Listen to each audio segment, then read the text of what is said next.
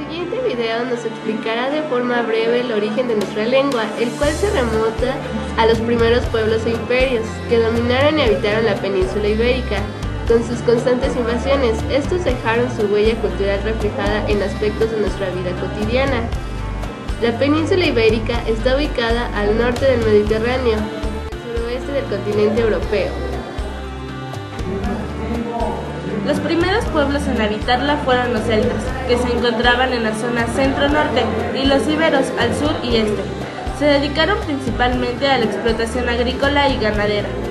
En el siglo VI a.C., los cartaginenses se expandieron por la península ibérica y posteriormente, en el siglo V a.C., los romanos conquistaron las costas del Mediterráneo, tras vencer a los cartaginenses en la Segunda Guerra Púnica en el año 218. La península ibérica se convirtió en Hispania, que fue dividida en Ulterior, que era la parte más lejana a Roma, y Citerior, que es la parte más próxima.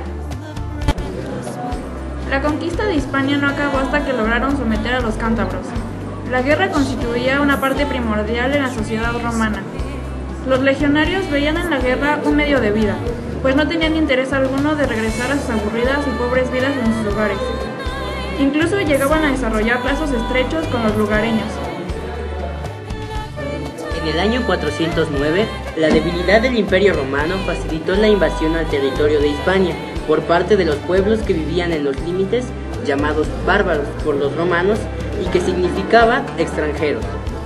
Los vándalos asdingos, vándalos cilingos y los suevos fueron algunos de los pueblos que invadieron la región, pero los más importantes fueron los visigodos, porque dejaron más aportaciones y fueron eliminando poco a poco los obstáculos para ser aceptados por los pueblos romanos de la zona.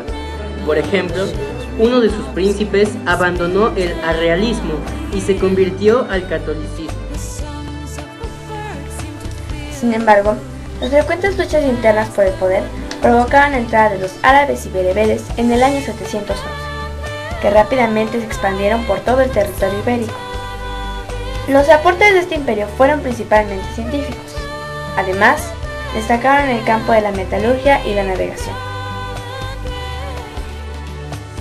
Aproximadamente en el siglo XI después de Cristo, durante la ocupación árabe, los cristianos ocupaban en la parte norte peninsular del territorio. Los reinos cristianos fueron ganando terreno en un largo proceso bélico llamado la Reconquista. En el siglo XVI se impuso el término español, al convertirse en el idioma nacional. También se consideraba que este era tan noble que merecía conocerse y entenderse por todos los cristianos. Así que se dieron a la tarea de enseñarlo al evangelizar, y de esta forma llegó a nuestro país. Y como parte de la cultura que dejaron esos grandes pueblos, adoptamos palabras que usamos cotidianamente. Un ejemplo de ellas son las siguientes. De origen celta: lata, llanta, barril, camino, gancho. Árabe: espinaca, alacrán, guitarra, albañil, alberca, jabalí, limón, jinete, momia. Germánico: bala, calambre, bigote, banco, bota. Hebreo: Ada, Raquel, Daniel, Simón, Jacob, Babel. Ibero: bahía. Vasco: mochila.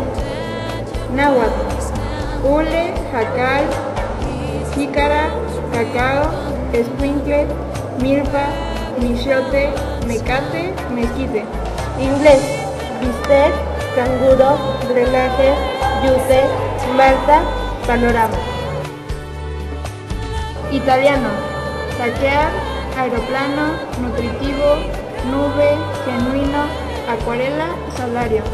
Francés: idiota, sargento, abordaje, acaparar, flecha, garganta, gastronomía, helicóptero, hotel, jamón, broche, plancha. Alemán: espía, baluarte, blindar, bismuto, bloque, buñuelo, ozono. Debido a las condiciones de la sociedad de los pueblos conquistadores, se mezclaron las culturas, como es el caso de los legionarios romanos. que estaban lejos de sus hogares y vivían entre los pueblos conquistados, y así terminaban adoptando la cultura de estos. Los visigodos mezclaron su cultura con la romana con el fin de someterlos, por así decirlo, y propiciar la aceptación de los romanos. Otra conclusión es que una causa muy importante de la decadencia y posterior caída de los romanos y visigodos fue la ambición por el poder. Sus deseos de expansión y luchas internas los llevaron a ser conquistados.